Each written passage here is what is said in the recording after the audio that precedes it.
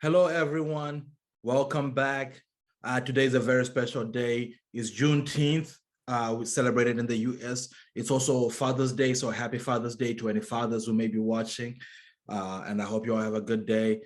Tomorrow is World Refugee Day, so that's another very significant day around the world. But as we know, also to the African diaspora and its creation, particularly in its contemporary form, right?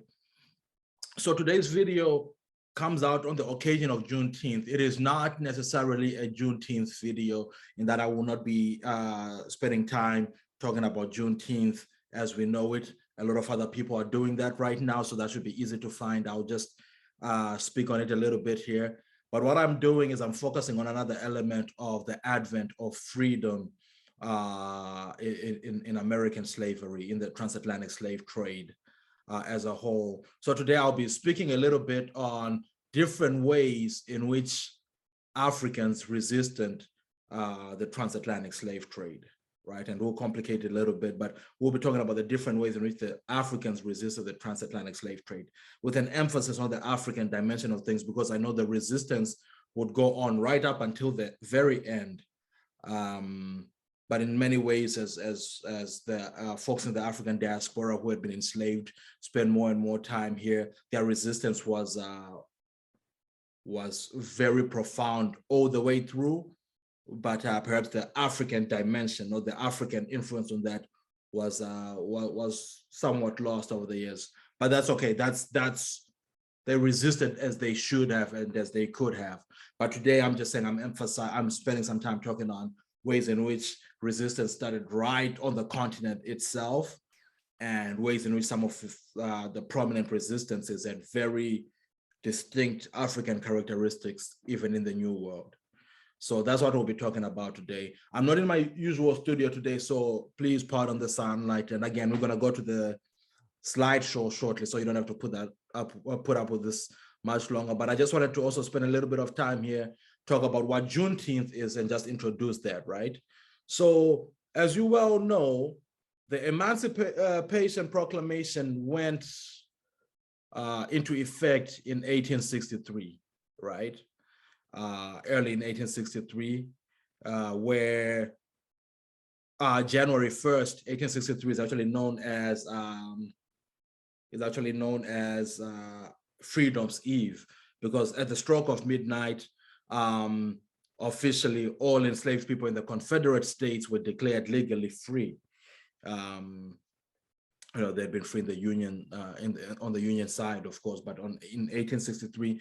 And at this point, Union soldiers, and a lot of them were Black, by the way, marched onto the different plantations across cities in the South, reading copies of the Emancipation Proclamation and letting people know that, you know what, you're free, spreading that word. But of course, not everybody got the message right away. And even though the proclamation was effective in 1863, there were still many places that are still under Confederate control. So as a result, finally, the westernmost part of Texas, as most represented by Galveston Bay, those people were not free, until much later. So on June 19, 1865, 2,000 Union troops marched on into Galveston Bay in Texas, and the Army announced that the more than 250,000 enslaved Black people in the state were now free by executive decree. And June 19th, sort of meshing those together, became known as Juneteenth, and is the oldest celebrated day of consistently celebrated celebration of the end of slavery, even though probably the Emancipation Proclamation is an influential date as well, but this is the one where everybody was free. And this ushered in the Reconstruction era with its ups and downs. And again, there's a lot to be said there, but this is why we celebrate Juneteenth. So happy Juneteenth. And this is not a day that's just significant to them, to the Black people of America. One, it's important to all of America, right? But it's also important to the larger Black African descendant community for many different connections we can talk about. But at this point, I'm going to get into the PowerPoint that I have prepared for us today, focusing on the resistance to enslavement by the different groups of enslaved Africans, indeed. So where are we to begin this conversation? Before we talk about the forms of resistance, I think we need to quickly touch on the idea of African agency in the transatlantic slave trade. What do I mean by that? Agency. Agency pretty much means how much control you have over a situation, over yourself, over how things, over your environment, right? That's agency. So when you talk about African agency in this scenario, we're talking about how involved were Africans in the enslavement, in the transatlantic slave trade. Not involved on the level of being enslaved and kidnapped and enslaved, of course, because we know, of course, that's a thing. But we're talking about where the African collaborators who enslaved other Africans, were they coerced into it? Were they willing? Were they paid to do it? These are the conversations, and this is a very important debate, and this is a debate that has been happening for centuries now.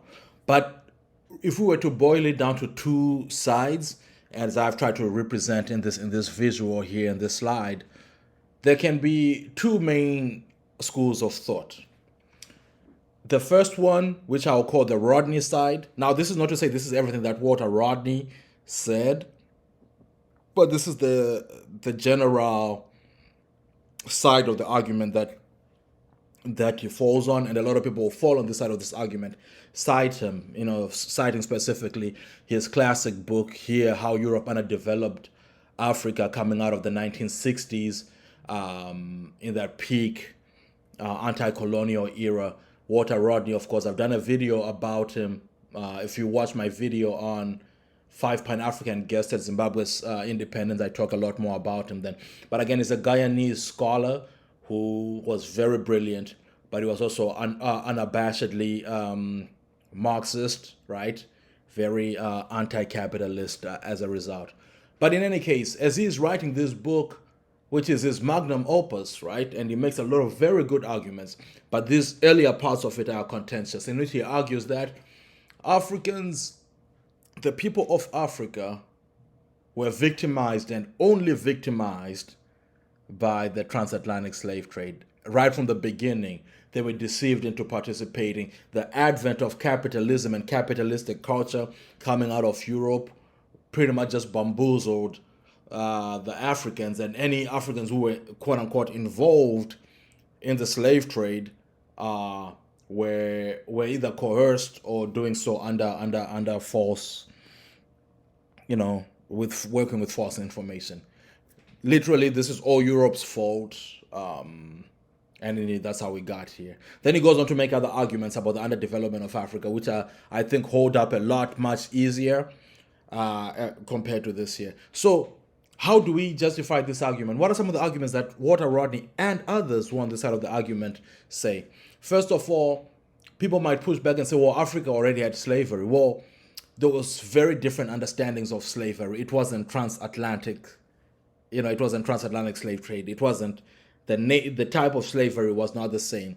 So, for example, a lot of times people might be enslaved, maybe to pay off a debt. Maybe there's minor skirmishes as wars would happen, and people would be enslaved, only to be released when their term was done, right?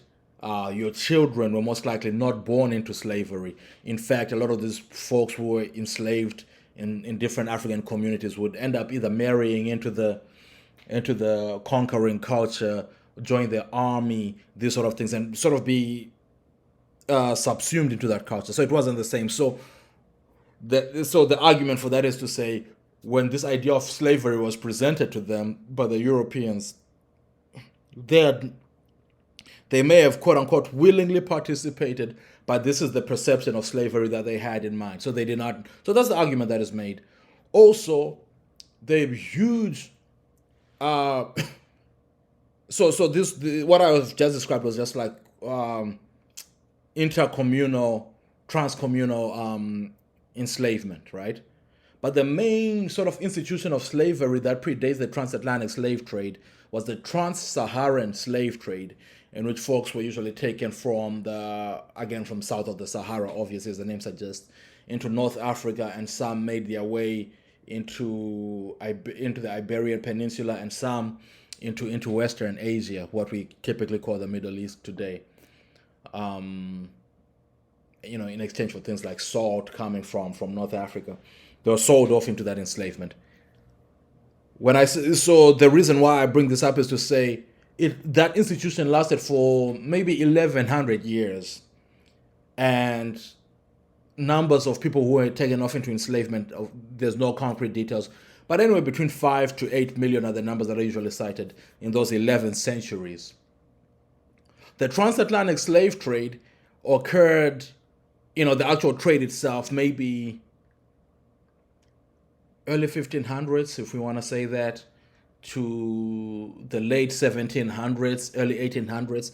Still, there was still some black market stuff going on right up until the end of the 19th century. But those 300 or so years, if we want to say that, 20 million people are some of the numbers that are put out there, right? So in about a quarter of the time that the trans-Saharan slave trade was happening, arguably either 3 or 4 more times the number of people were taken across, which meant that something was very peculiar about the transatlantic slave trade that was different in scale from anything that had existed before. Not to sanitize anything that had happened before, but the scale was totally different. Then, of course, the slavery, as I was hinting at earlier, was not plantation slavery, was not chattel slavery. So the scope, the treatment, the very commodification of selling people at the market and packing them up in boats so tight and so forth, and also the fact that your children and your children's children will be born into slavery, that wasn't the same. Then, of course, Walter Rodney, being the Marxist scholar that he was, communist-leaning scholar that he was, anti-capitalist, anti-colonialism by all means necessary, equated imperialism to capitalism, right? Imperialism equals capitalism. So anything that had come about because of capitalism, that's what was to blame with the world. That's what's wrong with the world, right? That's exactly what was wrong with the world. You have John Thornton, a contemporary scholar, John Thornton, who does a lot of work on the Congo and Angola, sort of being the figurehead of the other side of that argument, right? And again, he's contemporary, and I'll tell you why I keep emphasizing that. And as his book, Africa and Africans in the Making of the Atlantic World, as pictured here, he makes the arguments that Africans were not just victims, were not just victimized by the transatlantic slave trade. Many Africans were active participants in shaping the way the trade developed, right?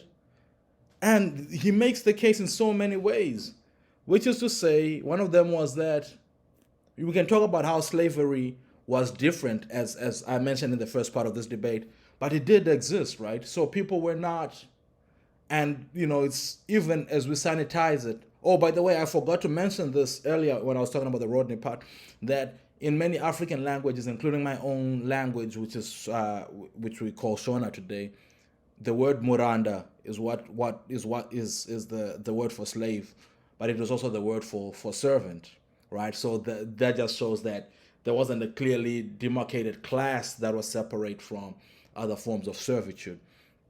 But Thornton here says slavery did exist, and it's very hard to talk about slavery as being any form of innocent, right? Just being innocent. If it exists, it's easy to escalate, especially if we talk about the context of the trans-Saharan slave trade, which took people way away from home and many to never come back, and many were tortured.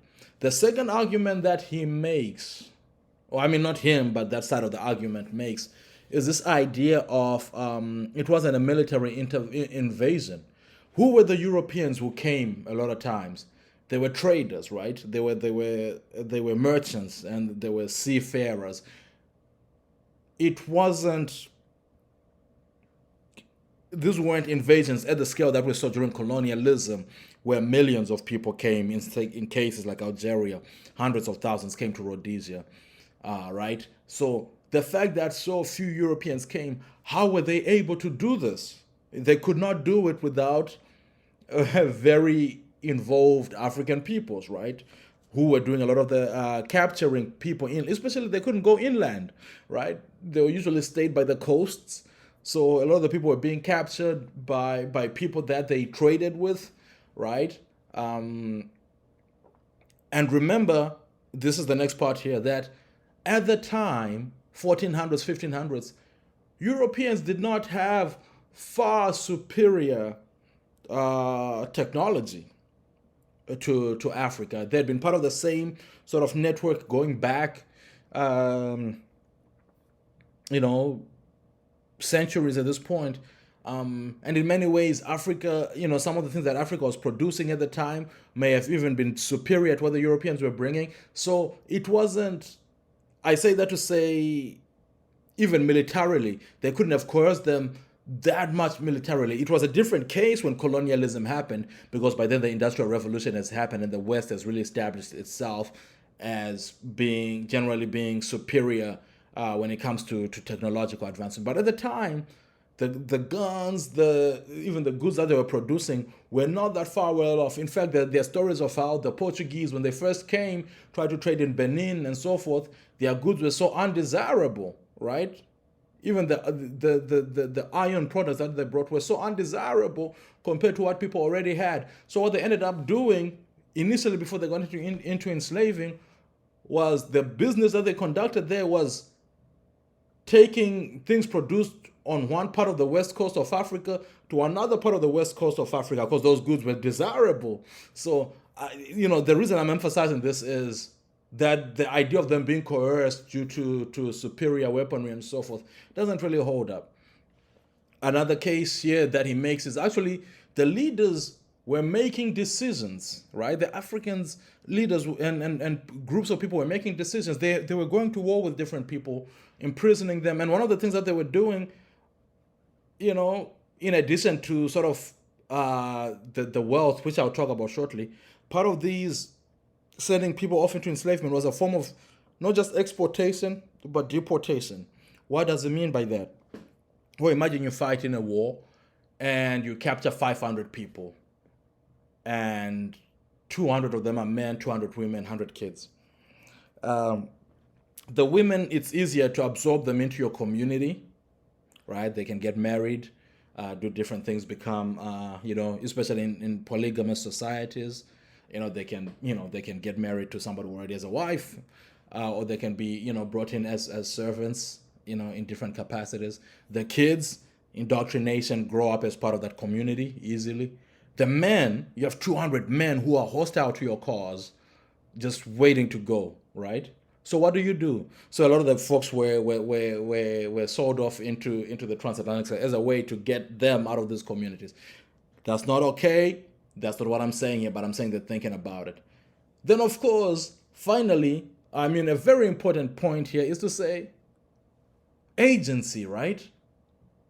To this day, we have leaders in Africa and in all around the world who do things that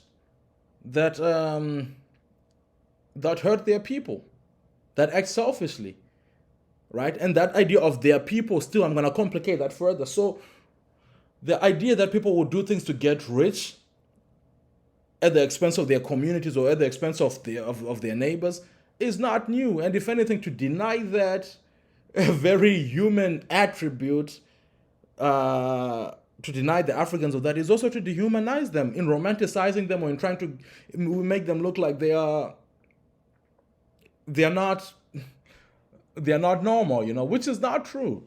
Furthermore, this idea of their people, remember the notion of being African, we are Africans, this Pan-African notion is a very recent phenomenon. It's not 200, 300 years old, Who were these people? These people were not saying, I'm African, like that other group is African, and when we go down further south, we are all Africans. They may have identified maybe as black people in opposition to Arab people or white people, right? But that idea, people were Igbo, they were Wolof, they were these different groups, right? They were the Roji people at some point. If you're looking at Southern, they were the Mbundu people, Bakongo, these different groups. So the idea of when they would fight against other people on the African continent and capture them and enslave them, they were not necessarily doing. It wasn't just Africans have a self-hate. These were usually different groups to them.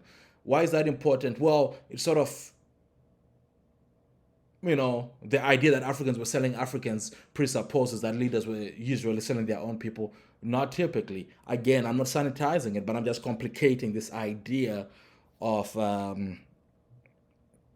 what it means. Then finally, when I was talking about romanticizing them, it's like, yeah, if you read them of any agency, good or bad, it makes the African people look like they were victimless, bumbling buffoons in world affairs, which they were not. And this is for better or worse. So what side do I fall on this argument? I won't really say either one. I understand what Walter Rodney was saying, but I also recognize that his book, beyond just being a history text, is also a very political text written at the height of the anti-colonial movement, and any sort of conceding of, well, maybe some Africans would not have been in line with the Marxist, anti-capitalist, anti-colonialist thing. So, but it does make a lot of great arguments. I also don't want to sanitize it too much and say, look, because that's how a lot of people use this. Aha, the Africans were selling each other. So who's to say who's to blame, really? No, because the scale of the transatlantic slave trade, the permanence of it, the commodification of people is not something that would have happened otherwise. So we still have to situate it as a product of this mercantile, Europe-driven capitalistic system that was happening at the time. But all this time, at the same time, recognizing the role that different African communities were playing in this as well. So I just want to use that. That's really been sort of an intro. Let's get to talking about the resistance. How did people resist enslavement from the African side onwards? Resistance before the New World. How did people react? How did the different people who were being captured into enslavement, typically smaller groups that were defeated in battle, that were being taken by many of the main enslaving groups, such as the kingdoms of the forest, the Oyo, and the sort of groups, the Angola people, right? The Ndongo state in Angola and so forth. How were people responding to this? Well, the truth is, it was always on side. People weren't just passively laying down and being slave. People fought their hearts out, so much so that one of the things that Walter Rodney argues is that one of the lasting effects of the transatlantic slave trade was the militarization of the continent, because the folks who were in danger of being kidnapped or captured and sold off into enslavement began to arm themselves and get better at warfare to resist this. In the meantime, the capturers, right, the collaborators, if you will, were getting more sophisticated as well, getting guns, early prototypical guns from their European allies and so forth, right? So they always fought tooth and nail, which is why when you look at the castles, such as the castle at Cape Coast, and other enslaving castles, Elmina in Ghana, right, where you see the door of no return, they are so fortified and sort of these monstrous buildings, because they knew that the people who they were kidnapping were not gonna, were not pacifist. They fought, and they were eventually captured and taken off. But even when they were captured and taken off into enslavement, they were fighting the whole way, resisting the whole way, hunger strikes and so forth. Here's a quote from Olaudah Equiano. Now, Olaudah Equiano is of Igbo descent, but is one of a few prolific formerly enslaved writers who come out of the New World, and he has written his book here, which is titled The Life of Olaudah Equiano, or Gustavus Vassa, right? A very interesting book, very quick read if you want to read some first-person stories of of the slave trade, gut-wrenchingly so. Please look it up. I'm sure there's free versions online. I might put it in the description box when I get the chance. But here he says, there's a section in the book where he's talking about this. One day, when we had a smooth sea and moderate wind, two of my wearied countrymen, who were chained together, I was near them at the time, preferring death to such a life of misery, somehow made through their nettings and jumped into the sea. Immediately, another quite dejected fellow, who on account of his illness was suffered to be out of chains, also followed their example, and I believe many more would very soon have done the same if they had not been prevented by the ship's crew, who were instantly alarmed. So this is his picture here, and he says this, and he goes on to tell the story that some of the people who had jumped in, who had and died when they were making an attempt to run out there, were brought back and were whipped ferociously. Can you imagine that? That you are trying to kill yourself to escape this, and they whip you for it, because for them it's commodity, it's product, right? They would pack the ships full to brim, because for them it's like stock, it's like livestock. It's not; these aren't people. So this is to say, people fought all the way right in Africa, right, and also even on the ships. So that's, we see some early forms of resistance here. From the people who are actually being enslaved, when talking about resistance, quote unquote, on the African side, we also have to think about some of the leaders, kings and so forth, who had been partnering with the Europeans or trading with the Europeans in slaves, and how some of them changed track a little bit when they saw the extent of damage that was happening here. And a classic example of this are the Obas, O-B-A-S, of Benin, right? Benin was one of the first places that the Portuguese approached when they came in the 15th century. And at the time, Benin, which had been a smaller kingdom in West Africa, remember the dominance of places like ancient Mali, the Songhai Empire. They had been a smaller community, and they were still expanding. And because they were expanding, they in the 15th century, they were prepared to sell their war captives to the Portuguese, who were exporting them to Akan, a part of Ghana. Remember when I was saying that a lot of the early slave trade was to other parts of Africa? They were selling them into enslavement because they were expanding. By the 16th century, though, Benin expansion ended, and with it, the export of captives. So you can tell this was a very opportunistic thing that they were doing, selling people into enslavement as they were expanding. But thereafter, right, they had a policy of refusing to take part in the slave trade, right, from then on, right up until I believe it's the 18th century, when the ancient kingdom, right, Benin was starting to fell into dynastic dispute and civil war. And so at that point, it began selling some of its people into slavery and importing firearms, which undermined the productive capacity of Benin and hastened its decline. So this actually wasn't good for them, but it had fallen off into civil war, and as people tried to get quick guns from the Europeans to assert themselves. But when it was running smoothly for 200 years after its expansion, it wasn't involved in the so these are the Obas, right? Another person to think about is King Agaja of Dahomey, who, he reigned from 1716 to 1740. He actually asked the Europeans to establish plantations in Dahomey, right, which is modern day Benin. The other Benin we were talking about earlier is a part of Nigeria, using slave labor, so that the labor of these slaves would not actually be lost to the transatlantic ocean, to the Atlantic Ocean. See, so by 1716, the impacts of the slave trade has become very apparent to the people. And this guy has noticed, which is something that Rodney talks a lot about, that, you know what, we are losing all our people to this, and they're not coming back. And and these are our healthy people as well. And the impact is starting to be felt by Africa as a whole, right? Even though they're separate communities, you're starting to see that, wow, we are getting depopulated here. So he tries to negotiate with the Europeans, because the Europeans were not stopping the slave trade. And by now, these communities are now part of this capitalist system, so they still need some of the income that was coming from the Europeans. Like, wait, Can't you keep the people here and establish your plantations here, right? So we're not losing all our people to the ocean. But the Europeans, of course, were not interested in that, right?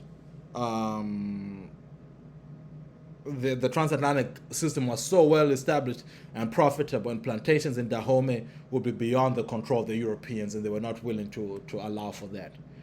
But perhaps the most fascinating example of a king changing course that we have, and that's well documented, is with King Affonso. I've spoken about King Affonso the First, Nzinga Mbemba, who was the king in the early 16th century Congo. His dad had been King João II, one of the first people to be converted by the Portuguese, Catholic Portuguese, and he had converted. And then his son, who had also been educated in Portugal, came back and took over as king. I'll also link that video here because I've spoken a little bit about him. And at one point he's trading with the Europeans because they're like brother kings, right? Him and I think might have been one of the Joaos, maybe Joao the Third, and him are trading. And this is in 1526. He writes this letter. This is segments of the letter. He writes this letter. Your Highness, the King of Portugal, should know how our kingdom is being lost in so many ways that is convenient to provide for the necessary remedy, since this is caused by the excessive freedom given by your factors, that's your people, and officials, to the men and merchants who are allowed to come to this kingdom, the Congo, prohibited by us, and which they spread throughout our kingdoms and domains in such an abundance that many of our vassals, whom we had in obedience, do not comply because they have things in greater abundance than we ourselves. And it was with these things that we had them content and subjected under our vassalage and jurisdiction. So it is doing a great harm to not only the service of God, but the security and peace of our kingdom and state as well. So what is, end quote. So what is Affonso saying here? It's like, look, you're flooding the market with these things, right? Our economy is becoming unregulated because of the things that you bring in, your people are bringing into our community, which makes it hard for us to run a nation, right? Think about that. That may sound like he's being harsh, but think about that. We control the Fed controls how much money is around. So when there's money laundering or people are flooding the market with that, it's a problem, right? We've seen the opium wars in Asia in the 19th century. They were around the same thing. Stop flooding this community with this unwanted good or a good that can be regulated by the government because it makes it hard to run the nation, right? I'll continue. And we cannot reckon how great the damage is, since the mentioned merchants are taking every day our natives, sons of the land and the sons of our noblemen and vassals and our relatives, because the thieves and men of bad conscience grab them wishing to have the things and wares of this kingdom which they are ambitious of. They grab them and get them to be sold. And so great, sir, is the corruption and licentiousness that our country is being completely depopulated. And your highness should not agree with this, nor accept it as in your service. And to avoid it, we need from your kingdom no more than some priests and a few noble people to teach in schools, and no other goods except wine and flour for the Holy Communion. That is why we beg of your holiness to help and assist us in this matter, commanding your factors that they should not send here either merchants or wares, because it is our will that in this kingdom there should not be any trade of slaves, nor outlet for them. Concerning what is referred above, again we beg of your highness to agree with it, since otherwise we cannot remedy such an obvious damage. Pray our Lord in his mercy to have your highness under his guard and let you do forever the things of his service. I kiss your hand many times. Right. This is written on the 6th day of July in 1526. Then he writes other, he wrote other letters as well. Oh, this letter goes on. I'll put a link to as comprehensive a copy of it as I can find online in the description box. So what are we seeing here? In that second part, he's saying, look, We were cool with with some people getting enslaved, but it's gone out of hand because now we have just rogue kidnappers kidnapping random people, some of them who are noblemen, and that have no business being enslaved. He is changing course. This is 1526, by the way. So these are the very early years of the slave trade, and it also gives credence to the idea that the scope of the slave trade may not have been as these folks who were willingly compliant had imagined. Because the moment things started to go differently, you get these letters from people like King Affonso protesting the slave trade. This is not okay. This is not what we've agreed upon. And you can tell right in the tone of the letter that is trying to appeal to two things. It's trying to appeal to a fellow king. You know how it is to run a country. Come on, you got to understand. And he's also trying to appeal to his Christianness, right? Like, we are fellow Catholics. We are brother Catholics. We are brother kings and we are brother Catholics. Come on, do right by me, and I kiss your hand in doing this. So I emphasize this to say you have these instances where kings almost, in this case, immediately realize that this is a no-go. But of course, the Portuguese were not willing to concede that this was business for them, so they only doubled down. And I haven't found any responses to that letter, but this is sort of the thing that was going on.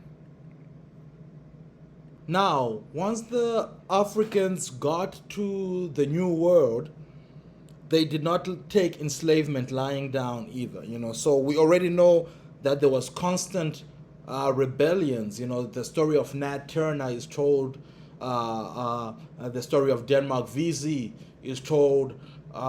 Several other insurrections. Right, we already know about the Underground Railroad and so forth. These things that happened all around the New World. But here I just want to talk about, and we'll talk about some of them in the next slide. But I want to talk about two instances here of fascinating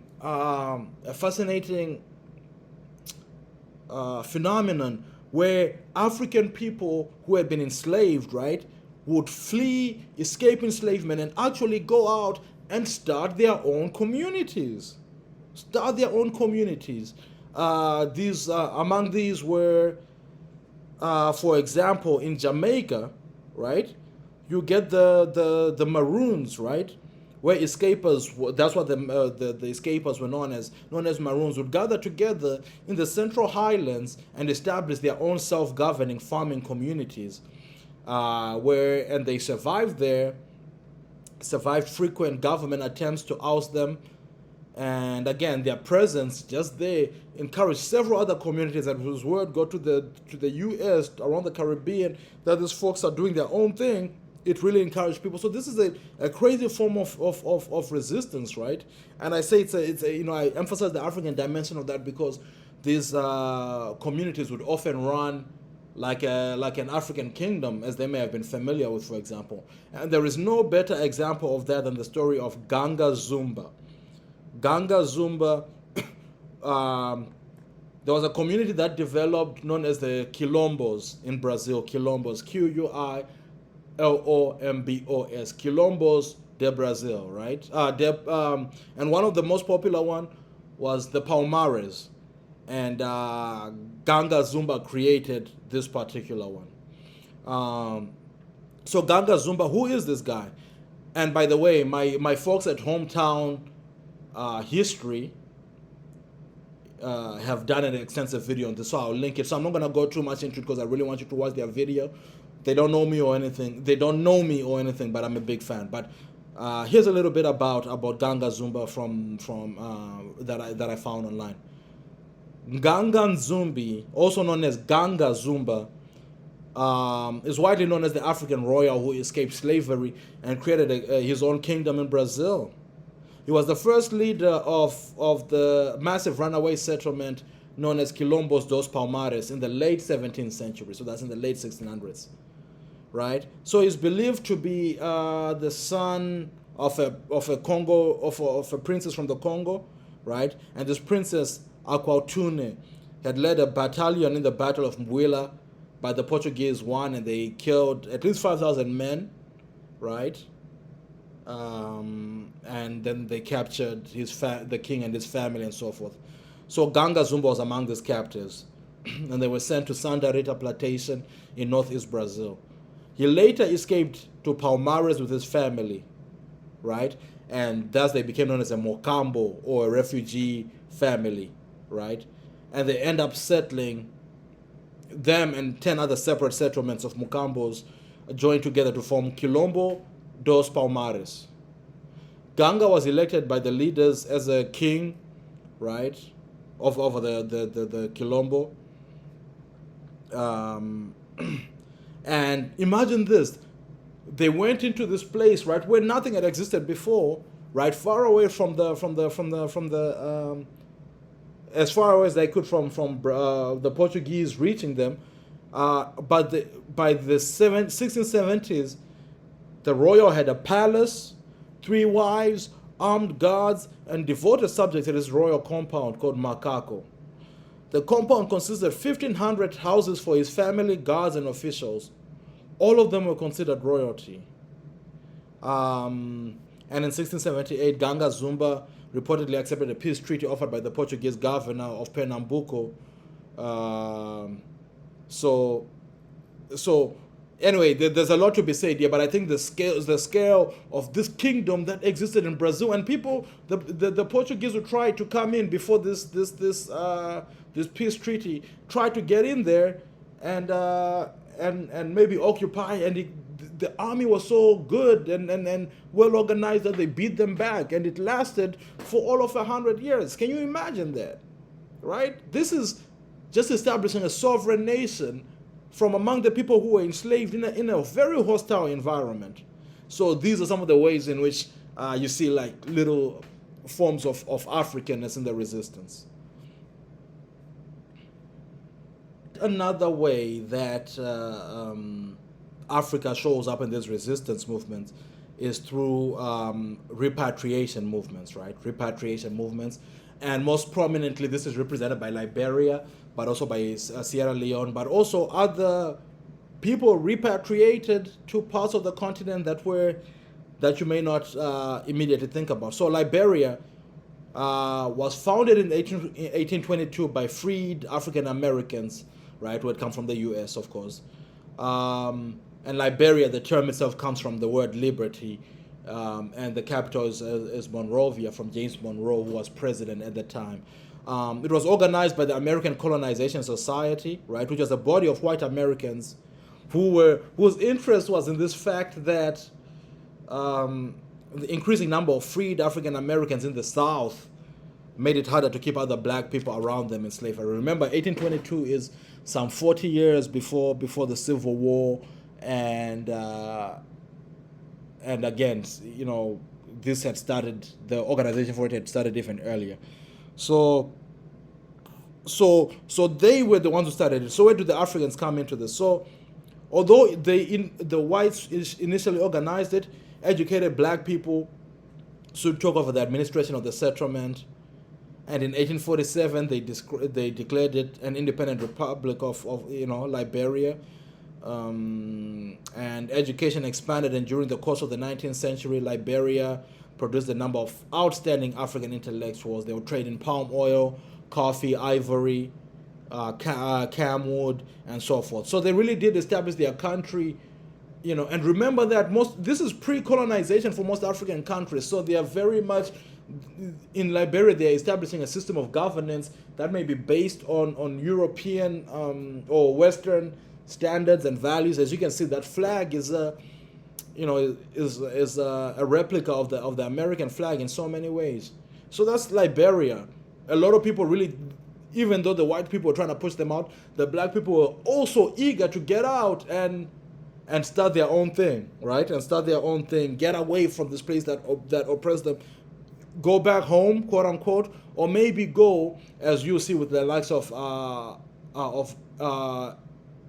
Edward Blyden, who also settled in the region, who had an early version of Pan-Africanism, believing that instead of the white people doing the white man's burden and the civilizing mission, perhaps it should be black people who've been exposed to, Africans who've been exposed to the new world, who would come back home and spread quote unquote civilization. We know that's a very flawed idea, but that's how they were thinking about it. Another country, which is the other flag to the side here, was Sierra Leone, which neighbors Liberia today. Its founding precedes Liberia by a little bit, but the story is in some ways similar. It was founded as a solution to the problem, quote unquote, of the large number of unemployed black people who had now settled in England, and these were the people black people who had fought on the side of the British in the American Revolution. So they had been promised that we'll take care of you if you fight on our side. They did. A lot of them settled in Nova Scotia in Canada. Some of them ended up settling in London. And again, the white people, despite the promises that they had made, they were eager to get them out there. So, and this is actually where that guy Olaudah Equiano, who we read from earlier, this is the community out of which he comes out of. And eventually, a lot of people were swept up, and if they didn't want to go, they were prosecuted with vagrancy, so they had to go. So I'm not sure what year this was. This was in 1787. 411 men, women, and children boarded the ship headed for Sierra Leone. They knew virtually nothing about that space, though. Remember, some of them who had been born into enslavement, some of them were just people who had been, again, come from other parts of it, but they got there 411. Half of them died on the journey, and even more died when they first got there and had skirmishes with the local people. However, they kept, the British kept at it, kept sending more people. 1,200 people from Nova Scotia joined the few that had stayed behind in 1792. Some Jamaican Maroons, we spoke about those. Whenever they were caught, they were sent to Sierra Leone. And now, at some point, in the 1800s, after the slave trade had been banned, but it was still happening on the black market. So whoever was captured from the west coast of Africa, if they were intercepted by the British, they would be put back on the ship and taken back to Sierra Leone. This became the foundation of Sierra Leone, and actually, in 1808, Sierra Leone becomes a British, a crown colony, if you will. And interestingly, the name Sierra Leone is the name of the company that was put in charge of it, right? I've always wondered why this British colony has a Sierra Leone would be Spanish, right? Why does it have a Spanish name? But that's why that is. But again, a lot of these recaptives were coming from places like modern Nigeria, and they were sent back to Sierra Leone whenever the ships were intercepted. So, but it goes on to become one of the prime centers, intellectual centers of pre-colonial Africa, and to this day, it still has a very proud intellectual tradition. For example, the Yoruba scholar Samuel Ajayi Crowther, who I've spoken about on this channel before, was one of the founding students of Sierra Leone's Flora Bay College. He became West Africa's first African bishop, Anglican bishop, and he translated the first, they produced the first written Yoruba grammar, translated the Bible into Yoruba and so forth. So he's a very important figure in this. But so the idea of repatriation, which again famously would be something that people like Marcus Garvey and other folks later on would speak a lot about, and you still hear about it in podcasts today. Even in the US, there's still every now and then I come across a video of some people who are trying to get people to move back to Africa and so forth. But these were the earliest versions of that. And finally, I will talk here real briefly about how some of the rebellions, we spoke about the founding of independent sovereign communities such as the Quilombos and the Maroons. Then we spoke about repatriation. But between that, we also have to talk about different rebellions that happened and the Africanness of those movements, right? Oftentimes, when the different groups of enslaved people would rise up in rebellion in places like the U.S., for example, you would see elements of Africanisms used as an organizing tool, as an organizing influence, if you will. So, for example, famously, there's the Stono Rebellion.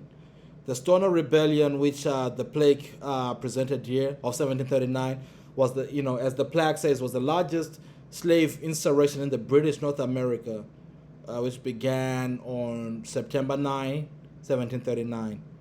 Right, about 20 Africans, you see how they call them Africans, raided a store near Wallace Creek, a branch of the Stono River.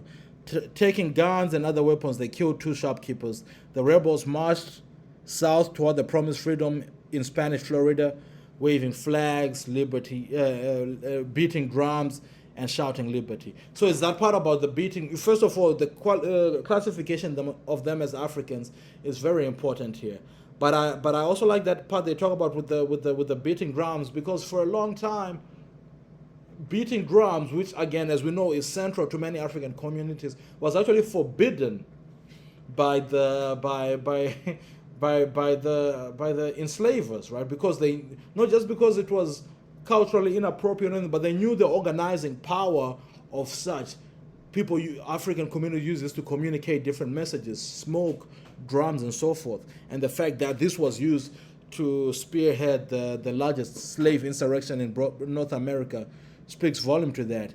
In fact, our old friend Thornton has written about this in an article, which I can also share in the description box. But there's this part here, just a passage from that article. But the tactics of the core of the rebels, perhaps those 20 Angolans, right? The Africans were, Thornton established that they came from Angola, who started the revolt, and a few others who had all the guns, disorderly as they seemed, are consistent with the Central African model. Europeans' ideas of a proper military formation were based on the necessity created by cavalry of maintaining close order at all times. Indeed, the European musketeer of the 18th century was a converted pikeman, just as his musket with a bayonet was a combination of pike and missile weapon. In Central Africa, there was never a larger or effective cavalry, right? Cavalry being a military with horses. The musketeer was more likely to be a converted skirmisher. Central African musketeers in the 17th century often opened engagements with random fire from covered positions to weaken enemy infantry.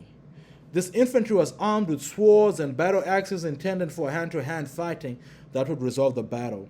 But, unlike Europeans who retained hand-to-hand aspect of the pike warfare, Central Africans greatly reduced their close fighting in favor of skirmishing tactics, which replaced the shock encounters of heavily armed infantry.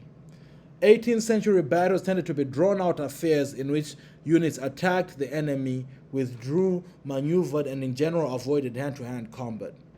Thus, the Stono rebellions were not revealing their rude origins when they fought in the way they did. Instead, their tactical behavior was perfectly consistent with the tactics of the battlefields of Congo. They withdrew after a brief encounter, relocated, and fought several battles over a protracted period, a pattern typical in Angola. So you see here, that the military training and practices that they brought from Africa were also present here. They were also very much present in the biggest slave insurrection ever, right? And this is,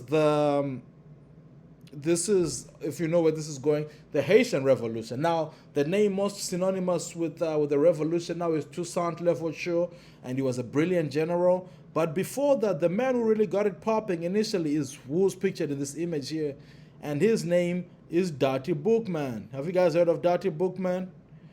This guy was wild, man. He was a Hungan, right?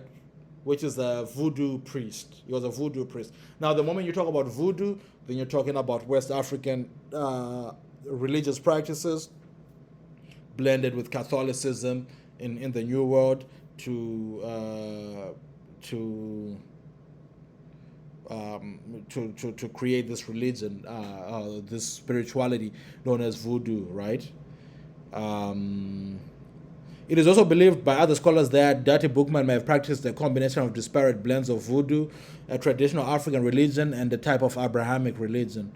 But one thing is sure, Bookman was never a Christian. He once stated, "You want to win? Cast aside your white God. Embrace your African spirit. You are free." And this is the guy who led. Let's talk a little bit about, and I'm reading here from a website called Vocal Africa. Right? In August 14, 1791, Dutty Boukman, in his role as the Hungan, presided over a ceremony at Boy Cayman in Haiti, alongside voodoo priestess Cecile Fatiman. In that event, Bookman made a very daring prayer which inspired and motivated the African slaves, and also went to have a seat in the Hall of Fame of Great Revolution prayers, the famous Dutty Boukman prayer. The God who created the earth, who created the sun that gives us light, the God who holds up the ocean, who makes the thunder roar, our God who has ears to hear, you who are hidden in the clouds, who watch us from where you are. You see all that the white has made us suffer. The white man's God asked him to commit crimes, but the God within us wants us to do good. Our God, who is so good, so just, he orders us to revenge our wrongs. It's he who will direct our arms and bring us the victory.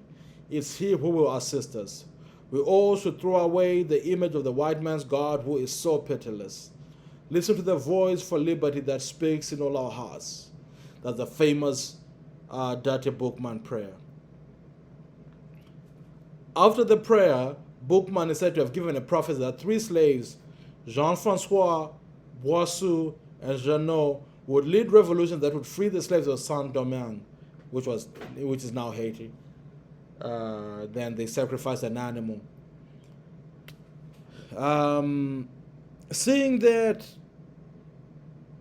one of the vocal voices that backed and led revolutions, Dutty Boukman, the French captured him on 7 November 1791, right? Just a few months after he had spurred on the beginning of the revolution. Then they beheaded him by the French, and his head shown to slaves to clip their wings of the bravery but that didn't happen, as it only infuriated them more, right? And this led into Toussaint Louverture taking over, and the revolutions ultimately led to the independent Republic of Haiti, the only successful slave insurrection that started a nation, a nation that still stands today. And also when you think about Haiti, it being the poorest nation in the Western Hemisphere, a lot of that is tied to this. The fact that their neighbors never forgave them, were not doing business with them for a long time, right? Before they also outlawed slavery. And even then, they never did any business with them. So that's the story of Dutty Boukman. So you get the Stono Rebellion, you get Dutty Boukman, you get very much these African essences that spurred our revolutions, right? Indeed. So what are our big takeaways for today? The first thing that I want you guys to think about is the complex and nuanced role of African people in the transatlantic slave trade. When you say Africans were equally guilty and so forth, equally complicit, you're missing the point, because that's too much, right? They didn't create the system that led to the transatlantic slave trade, and we saw that even the notion of being African was still pretty new at the time, right? And also think about it, when I say that it was pretty new, it wasn't new, it was non-existent. These were different groups, as I explained earlier. But I'll also say here that is not unique to Africa, right? How often do you go back in time and find the people of Europe calling themselves Europeans in the 1400s? You are Anglo, you are French, Prussian, German, Germanic, Italian, different groups of people. But the idea of Europe as a unit, like this is Europeans doing this to Europeans, you never see that. You hardly ever see that. There's no, you might see them bonded around things like being Christian, right? Or maybe their whiteness comes into play when they're talking about different groups. But again, so that's not unique to them. So study that a little more. The flip side of that is when you also say they were just entirely victims, you are also robbing them. You are also not only robbing them of their agency. We miss a very important part of contemporary struggle, which is we have to hold each other accountable. We can't just turn away from our own part, even today, in the suffering or the plight of the global African diaspora. We need to think about that. Second thing I want you to remember is the resistance started right at the point of contact. We saw it right away, people fighting immediately, people jumping off of ships, which, by the way, is famously quoted in by Killmonger in the Black Panther. That part that Olaudah Equiano describes is rooted in that. The third thing I want you to remember is that the African element remained prevalent throughout the long anti-slavery struggle. We see it in the Quilombos, the Palmares, we see it in Stono, we see it in Haiti. Then finally, just remember the repatriation, people coming back to Liberia, to Sierra Leone. And if we go back to that picture that I showed earlier with the Liberian and Sierra Leone flag, the other place that is pictured here called Cuban Lodge, this is in Lagos, Nigeria. So this wasn't a country that was founded for that purpose, but it was definitely, some people came back from Cuba and Brazil and settled in what is modern day Nigeria, in Lagos, and you see little communities like this where the architecture and the culture and even the names still pay homage to their experience within Cuba. So indeed, we're going to stop here for now. I went on far longer than I thought I would, but I'm glad that I spoke to you guys. And happy Juneteenth, happy World Refugee Day, happy Father's Day, what's left of it, depending on when I post this. And yeah, much love. Indeed.